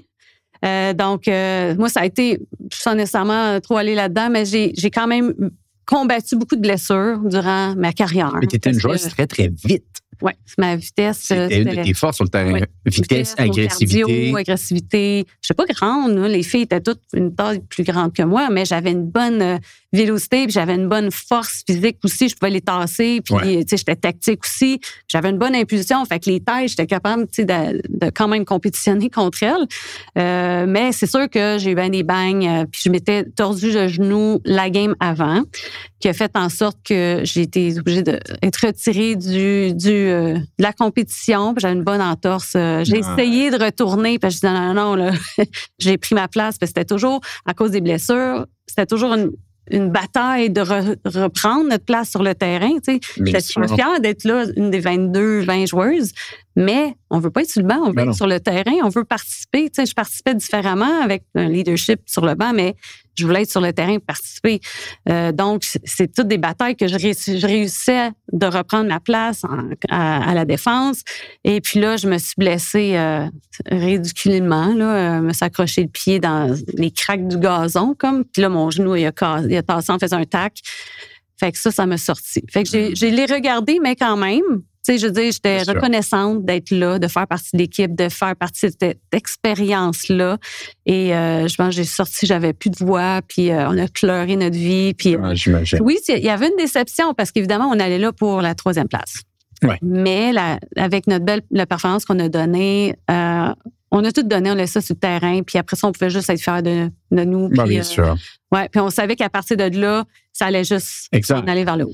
vous étiez en train de bâtir pour la génération future. Puis encore aujourd'hui, j'imagine que ça doit être un de tes plus beaux souvenirs sportifs de ta vie. CONCACAF, vous avez eu beaucoup de succès en CONCACAF avec l'équipe canadienne. 1998, médaille d'or. Vous battez en finale le Mexique 1-0. Cette compétition-là, si on la compare à la Coupe du Monde, intéressante. Sans doute un de mes plus gros moments. Médaille d'or, j'en doute pas. Médaille d'or, c'est... Oh my God. Je me souviens que ce match-là, on était en Ontario, Epicoc, en tout cas, un gros terrain, c'était rempli, puis il y avait comme tout au complet, il y avait du monde dans les estrades, mais sur le gazon, la grosse pluie battante. On est 1-0 seulement. Tu sais, c'était vraiment... Mexique, on a toujours été... Tu sais, il y a comme... Ça a été un de mes plus beaux moments contre elle, puis j'ai eu le pire moment contre elle aussi. Ça a été comme, tu sais, dans un autre moment. Mais ce moment-là, c'est ça. Le Mexique, ça a toujours été un peu... on était toujours favoris. Rivalité, là, ouais. Mais grosse rivalité avec le Mexique. Il y avait très bonnes joueuses. Et on est 1-0, il reste... Bon, on s'en va, on gagne, on se qualifie pour la Coupe du Monde. Mais oui, c'est exact. C'est ça, je pense que pour bien situer notre audience, le gagnant, les gagnantes plutôt de la CONCACAF se qualifiaient directement pour la Coupe du Monde. C'était ça l'enjeu vraiment qu'il y avait ici, là. Oui, exactement. C'était en fait, les Américaines n'étaient pas là. C'est ce qui nous a donné une chance, pour les Américaines. On les avait jamais battues. Les autres étaient hors de la CONCACAF, étant donné que c'est elles qui étaient les hôtes de la Coupe du Monde. Donc, eux, ils avaient déjà leur qualification fait. Donc, c'est restait tous les autres pays à compétitionner et on était les favorites. Mais ça se décide quand même sur le terrain et la bataille était vraiment très, très proche. On était à 1-0. Il restait peut-être quelques secondes au match. Puis, écoute, le ballon s'en va dans le but. Puis, dans notre but. Je sais même pas qu'est-ce que je faisais là. Ben, j'étais à défense quand même, mais j'ai sorti avec la tête. Fait que c'était un but assuré. Tu as sorti le ballon sur la ligne de but de la tête. Ouais. Il reste quelques minutes. Écoute, c'est comme les astres encore. Ouais. Non, mais j'étais là au bon moment. Oh, wow. J'ai sorti le ballon et quelques secondes, puis ça terminait. Fait que ça a été comme un moment de gloire pour moi, ben, super fière, puis de dire, hey, j'étais là au bon moment, puis j'ai sauvé. Ben, sinon, là, on s'en est 1-1, puis là, ça aurait continué en péno. Puis là, je me souviens, on était tout mouillé, c'était la grosse pluie. C'est toujours le fun, hein, jouer dans les matchs de pluie, mais tu sais, gagner en plus. Pour une joueuse agressive comme toi, on est capable de faire plus de tacles. C'est des matchs un peu plus physiques aussi, là. Mais on a des photos de ça, puis je me souviens de l'énergie, la fierté. On était tellement contentes là, d'avoir remporté ce match-là. C'était pour ça qu'ils nous ont ramenés pour nous introniser pour cette belle performance-là en 2015. Oui, effectivement. Ensuite, au temps de la renommée, là, l'équipe a été intronisée pour cette performance-là. Un an plus tôt, on t'intronisait plutôt à l'individuel comme une des plus grandes joueuses de l'équipe canadienne. Et ça, c'est drôle, ça, avec... Mais ça, on en parlera plus tard. Tu m'as parlé un petit peu de l'anecdote. Je trouvais ça tellement drôle. Mais juste pour être certain, cette victoire-là, 1-0 contre le Mexique, ça doit être un de tes plus bels accomplissements en carrière, tout ça? 1-0 contre le Mexique, oui, absolument. Fait que dans les mémoires... Donc, tu avais à nous donner, là... CONCACAF, Coupe du Monde, arrivé à Nebraska. Ben là, au Nebraska, il y a plein d'autres belle anecdote aussi, là, parce que c'était des grosses compétitions aussi. Mais c'est sûr que ce moment-là a été vraiment, vraiment spécial. Je pense qu'on était au Canada. Les gens autour, j'avais ma famille qui était là aussi, parce qu'Ontario, c'était pas très loin pour venir nous voir. Fait que, tu sais, je veux dire, c'est sûr qu'en Ontario, aux États-Unis, mes parents sont venus quand même aux États-Unis, mais c'était tellement plus gros. Là, on dirait que c'était comme une victoire intime avec toute notre gang au Canada. Puis c'était un gros titre qu'on remportait. C'était très, très spécial, celui-là. Mais je pourrais pas... C'est dur de le mettre sur un... Oui, il y a eu plein de beaux moments. Numéro 1, numéro 2, oui, c'est ça. Il y a eu plein de beaux moments. Et je serais curieux, maintenant, aujourd'hui, on le voit, le foot féminin en Europe a énormément évolué. Tu as des équipes qui vont avoir pas des centaines, on va dire des dizaines de milliers de personnes dans les estrades, quasiment des centaines de milliers. On l'a vu avec le FC Barcelone l'année dernière, en 2022. Match de Ligue des Champions, 91 000 personnes dans le stade du Camp Nou. C'est juste pour montrer l'évolution de tout ça au niveau des clubs. les clubs ont évolué, les clubs ont pris en maturité, les investissements sont là pour les hommes et pour les femmes, ce qui est fantastique. Oui. À ce moment-là, toi, ta carrière en club, ça ressemble à quoi? J'ai vu que tu as joué pour les Comètes de Laval. Oui. Tu nous as parlé de ta carrière, bien entendu, à l'université. Tu as joué également, je pense, pour le Fury d'Ottawa. Oui. Comment on intègre cette carrière-là en club? Est-ce que c'est du sérieux? Est-ce que c'est des longues saisons? Est-ce que ça se joue vraiment plus avec l'équipe nationale? Je serais curieux si tu pouvais nous amener un petit peu au niveau de ta carrière avec ton club civil, quasiment, qu'on pourrait dire. Oui, c'est semi-pro, en fait. Semi-pro, OK. Oui, semi-pro, parce qu'on était, on n'était pas payés, mais tout nous était payé. C'était comme ça. Au moins. Quand on allait dans le camp, mettons, on avait des per diems, on allait l'autobus, tout était payé, l'hôtel, on n'avait rien à débourser. Oui, le Fury d'Ottawa, j'ai adoré. OK. Ouais. Une de tes belles expériences en civil. Ouais. Vraiment, super bon coach. On avait en fait, notre propriétaire, c'était un homme encore beaucoup en moyen. Donc, ce fait, il nous prenait vraiment bien soin de nous. J'étais là 2 étés. Mais encore là, c'est un peu comme quand j'étais en club. J'étais avec eux, mais ils me relâchaient aussitôt que j'avais quelque chose au niveau national. C'était toujours primordial. Mais ça m'a permis justement que quand je revenais, c'était un niveau beaucoup plus élevé que d'être dans un club. Parce que là, c'était des joueuses qui avaient été cherchées un peu partout, les meilleures joueuses ensemble. Donc, j'ai vraiment bien évolué à Ottawa. C'était vraiment bien. Puis l'année, peut-être 3 ans après, parce que ça, c'était les clubs. Là, fait que je me promenais un petit peu. On a eu l'Extrême de Montréal. L'Extrême de Montréal, qui a eu malheureusement juste une année qui est né et qui est décédé l'année. Ouais. Ça a été ça. Mais je crois qu'à ce jour, je pense qu'on a eu la plus belle performance. Premièrement, on avait des joueuses, l'équipe nationale, Karina Leblanc qui était venue, qui était notre gardien de but. On avait Amy Walsh. On était vraiment un gros bassin de bonnes joueuses qui étaient rassemblées ensemble. Fait que ça, dans les équipes semi-club, semi-professionnelles, ça a été vraiment le plus haut niveau d'équipe qu'on a eu, au niveau de la qualité des joueuses. Wow.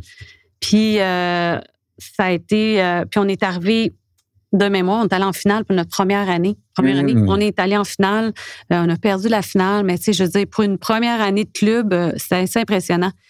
Malheureusement, c'est ça, ils ont décidé à cause du funding. J'imagine. C'était toujours Oui, puis tu sais, moi, j'espérais bien que justement que le Québec leur prenne en charge, mais qu'ils gardent ce même noyau-là, parce qu'après ça, les filles se sont un peu éparpillées à d'autres clubs parce qu'il n'y avait plus d'appartenance avec l'Extrême. Puis c'est là, après ça, qu'il y a eu les Comètes de Laval. Les Comètes de Laval. Oui, qui étaient très, très bien, mais le niveau n'était pas pareil. C'était plus bon? Oui. Parce qu'il y avait beaucoup de joueuses, tu sais, de l'équipe nationale qui étaient parties, qui étaient allées jouer ailleurs, parce qu'il n'y avait plus le sérieux, il n'y avait plus le noyau, il l'avait laissé aller. Fait que ça a été, je pense, une des plus grosses erreurs qu'ils ont faites au niveau. Moi, je leur avais dit, gardez-les, faites ce qu'il faut, mais gardez l'équipe. Mais voilà, ils ont décidé autrement. Fait que ça a fait que les filles, c'est ça, sont partis un petit peu il y en a qui sont retournés au Fury d'Ottawa parce qu'ils ont vraiment un très bon club. Et puis, ça s'est réparti. Donc, ils ont peut-être cessé, je me souviens plus. Mais les Comètes de Laval, ça a été bien, mais c'était des joueuses qui arrivaient. Fait que c'était un noyau plus dilué un petit peu. Il y avait moins de filles, de femmes d'expérience qui arrivaient avec un gros bagage d'équipe nationale. C'était, mais c'est bien. Et j'aimerais parler avec toi. Tu as fait l'Université du Nebraska. Tu nous as parlé de l'expérience sensationnelle que tu as vécue là-bas. Il n'y avait pas une suite? Il n'y avait pas une suite peut-être aux États-Unis avec certains clubs, des ligues similaires à ce que tu viens de nous mentionner, qui avaient des ouvertures peut-être de jouer là-bas. Est-ce qu'il n'y avait pas une suite après ta carrière universitaire de continuer à jouer avec un club aux États-Unis? Il n'y avait pas de club encore. Un club, oui. Mais là, c'est sûr que là, je me sens revenue dans mon patelin. Parce que j'étais à l'université tout l'été. J'étais partie aux États-Unis. Puis, des fois, l'été, je revenais chez nous. Ça me faisait du bien de revenir à mes racines. Voir la famille et tout. Puis, je continuais beaucoup à partir avec l'équipe nationale. Fait que j'avais pas vraiment envie, peut-être, d'aller jouer encore ailleurs. Parce que sinon, je serais partie pour toujours. Ouais. Donc, moi, ça me faisait du bien de revenir pendant l'été, donner un repos. Parce qu'il y en avait qui restaient au Nebraska pendant l'été aussi, puis ils partaient de là. Mais moi, je voulais vraiment retourner voir ma famille, tout ça. Et ensuite, C'est là, après ça, les clubs sont arrivés, mais là, je n'étais plus à l'université. Il y a eu une possibilité. La première, il y a eu un club professionnel aux États-Unis qui a commencé. OK. Là, à ce moment-là, moi, j'étais en train de... En fait, je rentrais en physiothérapie, en physio à l'université. Fait qu'à ce moment-là, moi, il fallait que je prenne une décision. Ben, c'est ça. C'est que t'es dans un moment de ta vie que tu dis, ma carrière n'est pas éternelle. Non. Je dois penser à ce que je vais faire après. Là, tu jongles entre est-ce que je me fais un 2-3 ans encore un haut niveau, est-ce que je mets autant d'énergie ou je commence à planifier l'après? J'imagine que ça doit être des décisions super difficiles à prendre. Oui, mais là, j'ai écouté mon gut, qui, tu sais, je suis très intuitive. Fait que moi, ça me disait, va-t'en en physio. Tu vas continuer à jouer au soccer. Tu peux continuer à jouer avec l'équipe nationale. Tu vas t'entraîner comme il faut. Tu n'auras peut-être pas un club. Puis, en fait, j'ai très bien fait parce que le club de soccer professionnel que là, les États-Unis avaient commencé, les filles faisaient un pas pire salaire, mais c'était rien d'extraordinaire. Je pense que ça a duré 1 ou 2 ans, puis c'est mort. Fait que moi, je me disais, OK, j'ai tellement bien fait, pris la bonne décision parce que tu sais, j'arrivais quand même à un certain âge, parce que quand je suis arrivée aux États-Unis, j'étais déjà vieille. Fait que j'ai fini mon université, j'avais peut-être 22, 23 ans. Puis là, je retournais, j'ai fait un bac là-bas. Puis là, je recherchais un autre bac. Fait que là, moi, j'ai recommencé à... Je voyais mon âge. Je disais, je ne veux pas finir l'université à 30 ans. Là, puis là, moi, je voyais là, avoir une famille, bon, tout ça. Fait que là, je dis non, là, je m'en vais être professionnelle.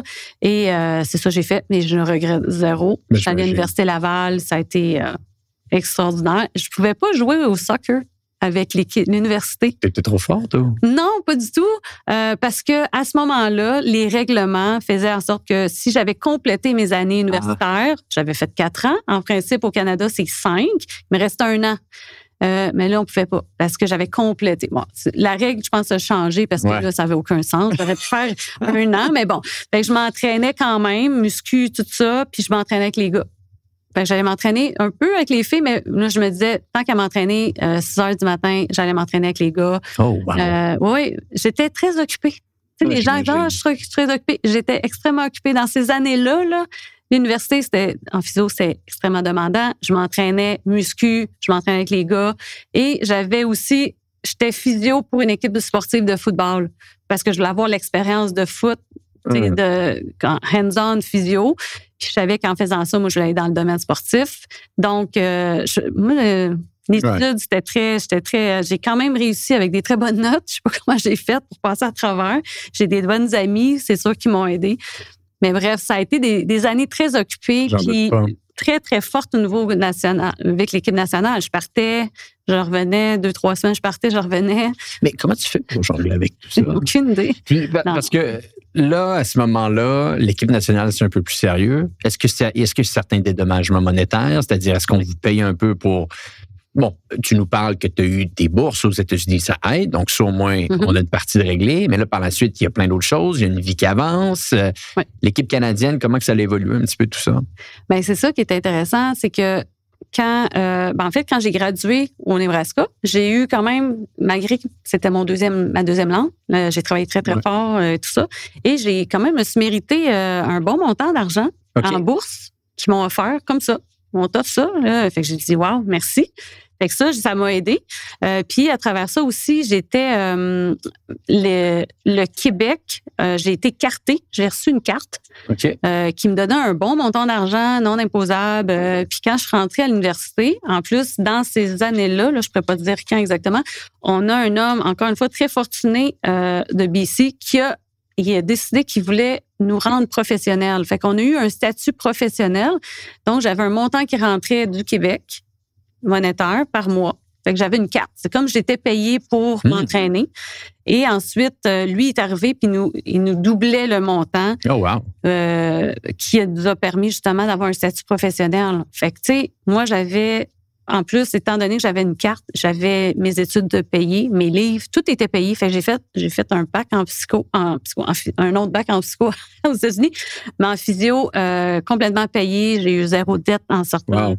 Oui, fait que ça a été vraiment bien. C'est donc extraordinaire parce qu'au-delà de ta carrière, tu as été capable de faire toutes ces belles expériences-là et de t'en sortir parce qu'on le sait, hein, je veux dire, aux États-Unis, aller à l'école, ça coûte certains montants d'argent. Tu ressors avec toutes ces belles expériences-là, puis c'est réglé. Puis là, on commençait à avoir aussi plus de funding, mais aussi dans des camps dans des compétitions qu'on allait, on négociait beaucoup avec la CSA. Qu'on voulait tant d'argent si on arrivait à temps. Tu sais, c'était vraiment... Là, l'Association canadienne de foot. L'Association canadienne, effectivement, on demandait, on exigeait que, bon, tu sais, avant de partir, on voulait que si on arrive à telle position, là, on avait un bonus qui augmentait à chaque fois. Fait que ça, c'est une autre chose qui était devenue super le fun d'avoir un bon montant d'argent qui sortait. On sentait qu'on faisait pas ça pour l'argent, on triait. Non, mais comme je disais, il y en avait beaucoup, comme même moi, éventuellement, j'étais devenue professionnelle de la santé. Je quittais mon travail pour... on ne veut pas être pénalisé, là, c'est ça. On ne veut pas être pénalisé par notre employeur pendant qu'on va jouer. On veut qu'il y ait un dédommagement, ce qui est 100% normal. Est-ce que tu te rends compte, un petit peu avec du recul, et peut-être tu te rends compte uniquement aujourd'hui, que vous avez fait un méchant gros travail pour les générations futures? C'est-à-dire bâtir ce pouvoir de négociation-là, mettre son pied à terre, exiger des dédommagements, exiger certains bonus quand il y a des performances. Ça a bâti l'infrastructure pour la suite, ça. Je pense que oui. Je pense que c'est factuel. On le voit aujourd'hui, ce qu'ils ont accès, là, toutes ces équipes-là. Oh oui, c'est sûr qu'on est un monde à part de ce que nous, on avait versus aujourd'hui. Je pense que sans trop aller dans les détails, parce que je ne pourrais pas m'avancer, je ne connais pas les détails, mais je sais qu'aujourd'hui, malgré leur coupe du monde, leur médaille d'or olympique, les filles se battaient encore pour avoir une équitable salariale. Ouais. Ce qui est malheureux en 2023. Peut-être que ça se passait en 2023. Puis c'est comme, qu'est-ce que vous voulez plus? On vous amène, on vous amène une médaille d'or olympique. Oui, c'est pas encore assez. Fait que pour moi, c'est comme, oh my God, c'est comme si on est encore en train, il continue, il y a toujours une bataille. Puis on le voit, les femmes, c'est incroyable, comme tu disais, partout dans le monde. Le foot au féminin, c'est rendu un sport qui est regardé par des centaines et centaines de milliers de personnes, des millions de personnes partout dans le monde, mais comme je le disais tout à l'heure, quasiment 100 000 personnes dans un stade. Non, c'est extraordinaire de voir cette évolution-là, ce sérieux-là qui est mis dans tout ça, mais ça vient de ce travail-là qui a été fait auparavant aussi. C'est un peu le point que je voulais amener à ton attention, c'est de te dire, on va revenir en arrière. Tu rentres dans l'équipe canadienne en 95, le 11 avril, comme tu nous as dit. 2 mois plus tard, il y a une Coupe du monde. Les chandails sont trop grands. Vous avez des survêtements pas aux couleurs du pays. Tout est un petit peu tout croche. Il y a une amélioration clairement qui s'installe en 1999 avec un nouveau coach qui s'installe. Lui demande un petit peu plus d'argent, demande un petit peu plus de choses pour l'équipe. Et là, tranquillement, tout ça a accéléré. Il y a eu un effet boule de neige qui s'est installé. Ça part de quelque part. Il faut en être conscient de tout ça, là. Oui, absolument. Puis je pense que c'est ça. Moi, je me considère un peu comme... c'est pas moi qui est allé à la bataille, mais je pense qu'on était une équipe qui a fait en sorte qu'on a mis notre pied à terre. Bien sûr. Puis, on n'avait pas grand-chose, mais on était capable de construire avec ça. Puis, je me souviendrai toujours qu'on était en 95, puis là, on avait fini, là. On avait perdu tous nos matchs, puis on était au bar, puis on prenait une bière, parce qu'on aime. La compétition est terminée. Ben oui, la compétition était terminée, puis ça, c'était notre fun d'aller dans les pays, puis d'essayer une nouvelle bière, puis tout ça, puis de temps en temps. Puis on est au bar, puis on parle, hey, tu imaginerais-tu ça, la Coupe du monde au Canada? Non, mais je me souviens qu'on en parlait, puis c'était comme genre, hey, imagine un jour qu'on va avoir ça au Canada, et on l'a eu. Fait que, tu sais, c'est pour montrer l'évolution. On n'avait rien. On était habillés dans du linge d'homme trop grand. On représentait le Canada, mais on avait l'air des clowns, honnêtement, en termes de visuel. Mais non, j'exagère un peu, là, peut-être pas des clowns. Mais non, on se comprend, mais à travers ça, on a été capable de bâtir. Puis c'est ça, les générations aujourd'hui, je ne veux pas dire qu'ils ont tout cru. Je sais que c'est encore beaucoup de travail. Puis le bassin de joueurs, ils sont beaucoup plus grands. Il y a beaucoup de, la compétition est très, très énorme. Mais ils ont quand même une chance d'avoir ce coussin-là que nous, on n'avait pas dans le temps. Ben, écoute, mais c'est parti de quelque part. Et c'est un peu, tu vois, l'objectif du podcast, Histoire de foot, c'est de de démontrer ces histoires-là qui, aujourd'hui, peuvent nous paraître quasiment comme de l'évidence d'avoir des bons survêtements, d'avoir des bons stades, d'avoir des dédommagements qui sont faits. Mais quand on l'entend, puis il n'y a pas tellement longtemps, là, de ça, on parle de 95, 99, c'est deux mondes. Donc, je trouve ça vraiment fascinant de voir tout ça. On arrive à la fin de ta carrière, 2007, je pense bien. 2006-2007, je pense que tu prends ta retraite. Comment on se sent? Est-ce que c'est difficile? Est-ce que c'est une acceptation qu'on est rendu à un autre moment dans notre vie? Les émotions, comment ça se déroule de ton côté? Ça a été la dernière année que j'ai pris ma retraite. C'était quand même une année qui avait été difficile. J'avais une commotion cérébrale, j'étais retournée, j'avais été un peu à l'écart de l'équipe nationale étant donné de ma situation. Retour, travail, retour vers l'équipe. Et je me suis reconstruit comme athlète, puis comme vraiment pour, premièrement, refaire l'équipe, parce que, tu sais, c'est jamais acquis.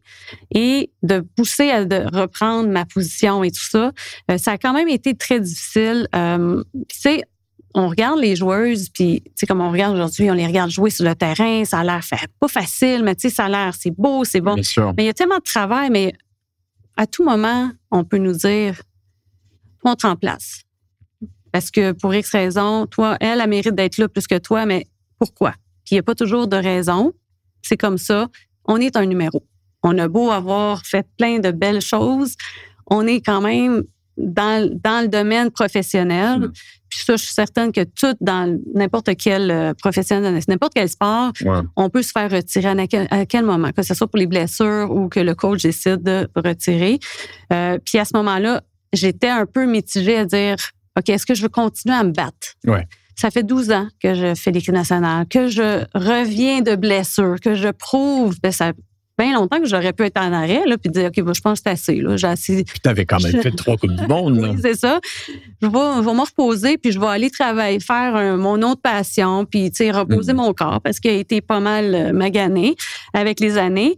Mais je continuais toujours à revenir, je revenais toujours de toutes mes blessures. Puis, à un moment donné, je me souviens on était sur en fait, c'est la compétition qui nous amenait, je crois, en Coupe du Monde. Là, je me souviens plus, là, pour l'année après ou 2 ans après. Puis d'être dans la pratique, puis de dire, oh mon Dieu, je suis tannée. Ouais. C'est redondant ce que je fais là. Autant que j'aime le soccer, mais on dirait parce qu'évidemment, c'est beaucoup de répétitions, comme dans n'importe quoi. Puis là, on dirait, c'est comme j'avais frappé le mur, dire, hey, j'ai hâte d'être chez nous, je suis tannée. Je suis comme tannée. Mais tu avais fait le tour. J'avais fait le tour. J'avais vu. Tu sais, j'étais comme fatiguée de toujours me battre, de toujours revenir de blessures. Oui, c'était des beaux moments qu'on a vécus, mais on dirait que j'étais rendue là. C'est comme mon corps me dit, gars, grande dame, c'est fait, là, on va faire autre chose. Puis moi, j'avais, à cause de mes études, parce que moi, ça a toujours été primordial. Il y en a beaucoup qui avaient arrêté le soccer, les études, ou qui faisaient ça à distance. Moi, j'avais vraiment un gros sérieux par rapport à mes études, autant que mon sport. Ouais. Fait que baser des études en physio, c'est très demandant. C'est quand même des grosses études. C'est pas médecine, mais c'est quand même assez intense. Et j'ai toujours m'assurer que je continuais puis j'allais chercher mon degré. J'ai pas arrêté, là. J'ai pas pris de pause. Donc, moi, là, ma transition a été super facile. Mais tu restais dans le domaine sportif aussi. Hein? Aussi. Je peux y toucher encore un peu, de près, de loin. On parle avec des athlètes juniors qui peut-être ont des aspirations, tout ça. Est-ce que ça l'a aidé ou à un certain point, m'amener, t'as fait une coupure? C'est terminé. Avec le sport? Ou avec le sport en général. Parce qu'il y a beaucoup de gens avec qui qu'on parle un peu pour le podcast qu'ils terminent leur carrière puis ils n'ont pas joué au foot pendant 4 ans après. C'était trop dur. Il y avait un sentiment de quand je retourne sur le terrain, je ne peux pas jouer pour le plaisir. Je suis là pour faire la Coupe du Monde. Je suis là pour gagner un match avec l'Université du Nebraska. Donc, il y a comme cet élément-là qui t'empêche de pouvoir jouer comme tu aurais envie de jouer. Toi, est-ce qu'il y a eu cette cassure-là? Est-ce que peut-être la physiothérapie t'a aidé à rester collé un petit peu à tout ça? Je serais curieux de voir c'est quoi tes sentiments à ce moment-là. Moi, je ne l'avais pas vu de même, mais absolument, c'est vrai. Moi, la facilité a fait en sorte que j'ai été capable d'avoir un focus. Je n'étais pas chez nous à attendre puis d'être déprimée.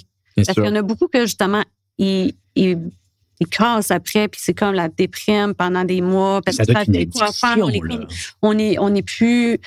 Tu sais, le niveau de prestation ou de prestance, plutôt, qu'on a en étant vu comme une équipe nationale. Tout d'un coup, t'es plus une joueuse d'équipe nationale, t'es juste une retraitée. Juste, on s'entend? On se comprend. Mais moi, j'ai pas eu tant ça, dans le sens que j'ai pu mettre mon focus sur la physio, puis là, j'ai comme été à 100% là-dessus. Mais effectivement, j'ai pas joué au soccer. J'ai comme arrêté pendant 2-3 ans. Quand même. 2 ans, peut-être. Jusqu'à ce qu'un jour, une de mes bonnes amies que j'avais joué dans le passé, puis là, on s'est vu, puis elle a dit « Ah, pourquoi ça te tente-tu? On a une équipe, on se fait à Saint-Bruno, dans le coin de chez nous. Puis ça serait le fun, c'est vraiment relax. On n'a même pas de coach, on s'amuse. » Puis ça, j'ai comme fait « Ah ouais. Ouais, ça me demande de recommencer puis d'avoir juste du fun. Pas de pression, de performance ou rien de ça. » Fait que j'ai recommencé avec cette gang-là. Puis j'ai eu, je pense, je sentais pas de rejouer défense, par exemple. Non. J'ai appris ma retraite en tant que défense. Mais mes amours, ma fondation, quand j'ai commencé à jouer au soccer, je suis une attaquante. Une attaquante. Tu as descendu dans ta carrière, là. Oui, c'est ça. Tu sais, j'ai juste, dans le fond, moi, je faisais tout le temps des faces, parce que à chaque fois, moi, j'étais très c'est une autre de mes qualités. J'étais capable de jouer pied gauche, pied droit. Ouais. Tu sais, puis je m'adaptais très rapidement. Fait que c'était tout le temps, bon, il y en a une qui est blessée dans un match, le coach, bon, on va t'envoyer là. OK, fais ça. OK. Fait que là, j'étais rendu demi-droit. Après ça, demi-gauche. Puis là, une autre qui se blesse dans le match chez défense. Puis là, j'étais comme, OK. Puis là, mon coach, ben là, tu t'en vas jouer à défense, même avec l'équipe nationale. Attends une minute, là, c'est pas dans le contrat, là. Finalement, j'ai terminé, j'ai pris ma place, puis je me suis adaptée, puis j'ai terminé là. Sauf que là, c'est trop tactique. C'était ailleurs, bien sûr. Ouais, là, ça me tentait juste d'avoir du fun, de pas penser à la tactique, défense, la ligne. Bon, je tente juste à m'amuser. Fait que j'ai commencé à jouer, j'ai fait peut-être 2 ans avec elle. Puis là, ben après ça, le bébé est arrivé. Fait que là, j'ai fait, je pense que je vais vous être obligée de me rouler, là. Je pourrais pas. Fait que c'est le même que j'ai, en fait, arrêté de jouer. Bien sûr. Tout simplement. Ben, il y a un temps pour tout. Absolument. Il y a un temps pour ta carrière, il y a un temps pour ta vie de famille. Ouais. Bon, tu deviens physio. Mm-hmm. Comment tout ça s'est mis en place? Puis c'est peut-être là-dessus que j'aimerais bien comprendre. Tu as étudié en psychologie aux États-Unis. Tu bifurques en physio. Tu nous as parlé un petit peu de tout ça tout à l'heure. Université Laval. Oui. Ça vient d'où tout ça? Est-ce que quand tu regardais les physiothérapies plutôt dans les matchs, ça te donnait envie? Comment tout ça est venu à ton attention? On parlait de ma grande sœur. Ma grande sœur est physiothérapeute. OK. Donc, elle n'est jamais restée tellement loin. Là. M'a dit oui puis non. Parce que, oui, ma sœur a toujours été proche, là, mais dans le sens que au moment, tu sais, au secondaire, on cherche un peu où est-ce qu'on veut être dans la vie, on veut être... Bien sûr. Qu'est-ce qu'on veut faire dans la vie et tout ça. Puis ça a toujours été dans le domaine du bien-être ou de redonner ou de, tu sais, profession... docteur, médecin ou physio. Physio revenait tout le temps, puis comme effectivement, le côté travailler avec les sportifs et tout ça, j'ai eu une fracture qui a fait en sorte que j'ai fait de la physio. Je pense que c'est là que ça a commencé. Ouais. Puis là, j'ai vu comme, OK, c'est ça, et c'est le fun, c'est une profession. Moi, j'ai toujours aimé le corps humain, de toujours, encore aujourd'hui, je suis fascinée. Donc, c'était toujours mes amours d'être dans le sport, le corps humain. Fait que j'ai fait physio, c'est parfait. Je vais travailler avec des athlètes, ça va être dynamique. Fait que c'est comme ça que je me suis orientée vers la physio, sans nécessairement en parler avec ma sœur. Ma sœur est en éducation physique à l'université à ce moment-là, puis elle a bifurqué vers la physio, sans nécessairement me le dire, évidemment. Elle est arrivée, bon, je rentre en physio. Fait que là, je l'ai vue, puis elle se pratiquait sur moi tout le temps. Fait que elle m'amenait dans à chaque fois qu'il y avait des activités avec son groupe, c'est comme vraiment serré là. Quand tu commences en physio, tu restes le même groupe pendant les 3-4 ans. Fait qu'elle m'amenait avec elle, fait que j'ai comme vu la dynamique. Fait que c'est un peu comme ça, j'ai fait OK, moi je rentre en physio, c'est sûr. Ouais. J'avais pas les notes, c'était pas facile pour moi à l'université. Au cégep, en fait, étant donné que je m'entraînais beaucoup, j'étais fatiguée, j'arrivais à mes examens, j'étais fatiguée, j'avais juste pour être certain, il y a eu cégep, Nebraska, physio, c'est ça un peu que c'est passé? Oui, mais en fait, j'étais au cégep. Moi, j'ai voulu compléter mon cégep. J'aurais pu aller aux États-Unis avant, mais j'ai dit, je vais finir mon cégep. Si je finis mon cégep, j'ai 1 degré. Je veux pas, au cas où j'aime pas ça aux États-Unis, puis je reviens, puis là, je suis encore pris pour retourner au cégep. Je dis, je vais finir le cégep. je vais avoir mon diplôme, puis après ça, je vais aller aux États-Unis. Fait qu'en allant aux États-Unis, j'ai décidé, je pensais que je rentrais en physiothérapie, mais c'était pas ça finalement. Bon, c'est un peu plus complexe, l'université là-bas. La physiothérapie, c'est comme un post-gradué. Fait que moi, j'allais au grad school, puis là, j'étais undergrad, puis grad school, c'est comme un niveau au-dessus de la physiothérapie. Fait que je rentrais comme, je retournais un peu au cégep. Fait que, en gros, ça a été, j'ai choisi la psychologie, parce que j'ai vraiment eu un dada pour ça, mais je pouvais pas finir en physio. Fait que j'ai fait quand même des cours d'anatomie et tout ça, qui fait que quand je suis rentrée, après ça, j'ai gradué là, je suis revenue à la maison, puis au mois de septembre 2000, là, je rentrais en physiothérapie à l'Université Laval. Fait que ça a été comme ça. Puis là, j'ai gradué, j'ai dit assez, là. Et là, bon, tu as ta carrière comme physio maintenant. Je pense que tu as également des envies d'entreprendre un petit peu. Qu'est-ce qui se déroule là? Parce que là, on a vu une belle histoire de foot, une belle carrière. On va terminer par la suite aussi. Je vais te poser des questions pour des conseils pour les gens qui nous écoutent. Mais juste pour en savoir un petit peu plus, la Isabelle Morneau, aujourd'hui, en 2024, qu'est-ce qu'elle fait au quotidien? Au quotidien, mon Dieu. Au quotidien, là, je suis... Bon, c'est sûr que mon premier rôle, c'est maman. Maman de 2 petits athlètes de baseball qui jouent pas au soccer, mais c'est pas grave. Je les vois évoluer. Oui, je les vois évoluer là-dedans, puis je trouve ça super beau. J'ai appris à connaître le baseball, puis c'est un monde différent du soccer, mais c'est vraiment un super de beau sport. Donc, oui, ça m'occupe énormément, puis ils sont quand même de haut niveau aussi. Donc, ils ont 10 et 12, c'est assez actif. Ensuite, physiothérapeute. Là, je suis en plein physiothérapeute et je suis allée chercher des grosses formations en termes de la mâchoire. Fait que je traite, j'ai vraiment cherché des expertises. Tu sais, moi, je fais jamais comme tout le monde. Je suis toujours, qu'est-ce qui est tabou, qui est différent, je vais le faire. Moi, j'aime pas être comme tout le monde. J'aime aller chercher des choses différentes, m'ouvrir dans le monde. Donc, moi, je suis allée chercher des formations. Étant donné, j'ai reçu bien des coups. Là, étant donné que j'étais plus petite, fait que ma mâchoire avait des craquements. Donc, dans des cours de thérapie manuelle pour la physio, j'ai découvert que la mâchoire, on pouvait faire quelque chose avec ça. Fait que j'étais un peu la personne qu'on prenait pour faire des tests, justement. Fait que j'ai dit, mon Dieu, c'est pas quelque chose qui est connu.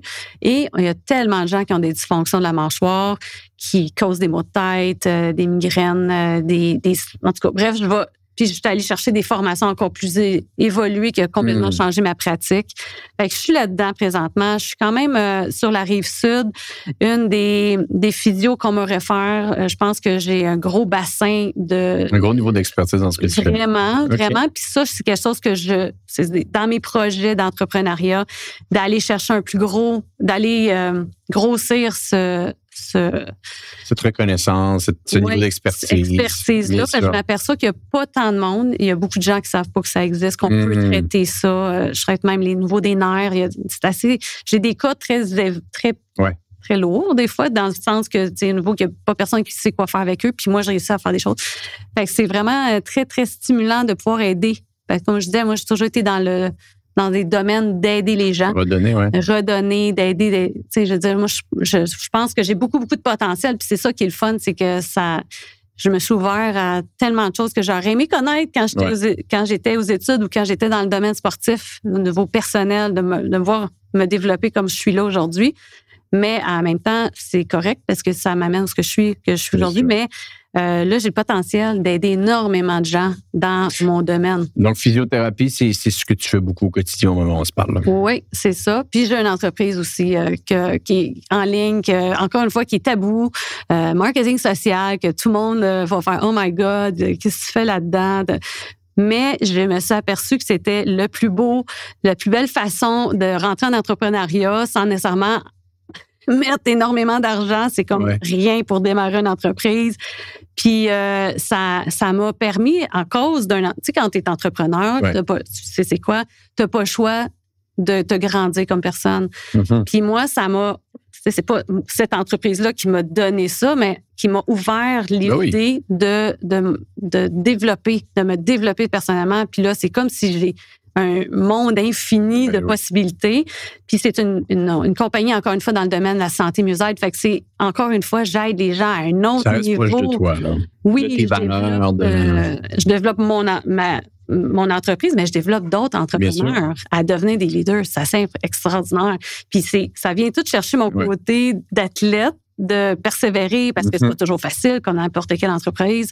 Puis, fait que ça dit, moi, mon but, c'est de démystifier aussi cette entreprise-là, cette industrie-là, parce que, tu sais, le monde, il y a tellement des tabous par rapport à ça, mais je pense que ça vaut la peine de connaître un petit peu. Fait que bref, c'est comme tout ça ensemble. On voit que tu restes occupé. Tu nous parlais de ce que tu faisais pendant tes études. Tu t'entraînes avec les gars, tu étais physiothérapeute, tu étais avec l'équipe canadienne. Aujourd'hui, tu as l'air d'être encore très occupé avec tes différents emplois, ta vie de famille. Oui. Bon, il y a une question que j'aimerais terminer là-dessus, que j'aimerais te poser, Isabelle. L'objectif du podcast, c'est Histoire de foot, et on est dans les premiers épisodes ici, c'est de retracer des histoires exceptionnelles dans le monde du foot. Et tu as eu une histoire exceptionnelle. Et il y a des gens qui vont nous écouter aujourd'hui, qui vont être plus jeunes, qui vont être un petit peu plus vieux, qui vont être proches de pouvoir devenir professionnels, ou qui ont essayé, qui n'ont pas été capables de devenir professionnels, mais qui aimeraient le savoir. 3 conseils, 3 trucs, 3 astuces que tu donnerais à une personne qui voudrait avoir une carrière dans le monde du foot, comme tu as eu? Ah, mon Dieu. Bien, moi, je pense que la première chose, c'est vraiment de garder le cœur jeune, de garder la passion pour ton sport comme tel. Malgré toutes les, tu sais, ce qui arrive, les difficultés, tout ça, c'est de continuer à avoir du fun. Bien sûr. C'est ça, j'ai jamais arrêté. Quand je mettais mes souliers et j'embarquais sur le terrain, j'avais du fun. Tu sais, malgré le stress et tout ça, j'aimais mon sport. C'est rester passionné. Avoir, tu sais, une grosse vision. Parce que je pense que dans le monde, la société qu'on vit aujourd'hui, on s'éteint. On a peur de vivre, de voir gros. Si ta vision, c'est de dire, moi, je veux faire l'équipe nationale de ton sport, ben crois-y.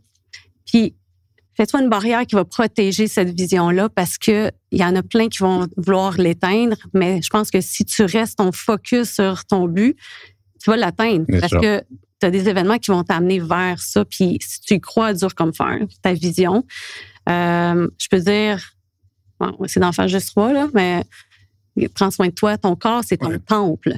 Ton corps, c'est ton temple. C'est ce qui te permet d'avancer, de performer dans ce que tu fais. Que ton corps, il faut que tu en prennes soin, il faut que tu l'écoutes. Puis ça, des fois, on entend que les jeunes, ils poussent à travers des blessures et tout ça. Je l'ai fait. J'en suis coupable, mais aujourd'hui, j'aurais peut-être fait autrement. Mais de se garder en santé, de la nutrition, c'est tellement important. Fait que ton corps, il faut t'en prendre soin comme Bien si sûr. C'était un temple sacré. Bien sûr, mais c'est des conseils judicieux. J'espère que ça pourra aider les gens qui aimeraient devenir une future Isabelle Morneau. Isabelle, merci infiniment. Ça a été vraiment fascinant de discuter avec toi. J'espère aussi que ça t'aura permis de retourner dans cette belle carrière que tu as eue, parce que tu me disais avant le podcast que c'est loin de toi. En ce moment, ça, c'est quasiment une autre vie. Et je pense qu'il faut qu'on prenne du temps pour retracer ces belles histoires de foot-là, parce que c'est exceptionnel ce qui déroule aujourd'hui avec l'équipe nationale, et tout ça est parti de quelque part, avec des joueuses, avec un groupe de coachs qui ont cru, qui ont fait une première Coupe du Monde, qui ont fait une deuxième Coupe du Monde, qui se sont rendus en demi-finale de Coupe du Monde. Puis aujourd'hui, on est capable d'avoir des médailles olympiques, donc ça part de quelque part. Merci d'avoir pris du temps avec nous. Puis félicitations encore pour ta belle carrière. Merci Thomas, c'était vraiment... J'ai adoré passer du temps avec toi. Merci.